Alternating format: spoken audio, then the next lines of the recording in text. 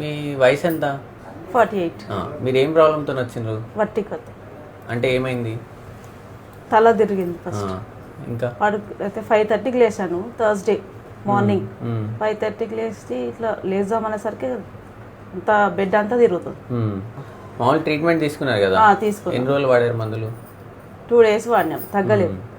మొన్న ట్యూస్డే నుండి నిల్చున్నా, కూర్చున్నా, నడిచినా తిరుగుతుంది. నడకలో ఇబ్బంది కూడా వచ్చింది కదా? నడకలో ఇబ్బంది కూడా ఉంది.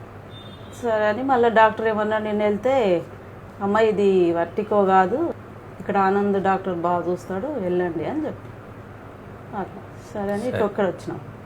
ఇక్కడ వస్తే ట్రీట్మెంట్ పర్వాలేదు, బాగుందని. ఇప్పుడు నేను అడ్మిట్ అయినారు, ఈరోజు ఎట్లుంది? ఈరోజు పర్వాలేదు. ఎంత రూపాయలు ఎంత తగ్గింది? రూపాయలు 95% తగ్గింది. ఓకే.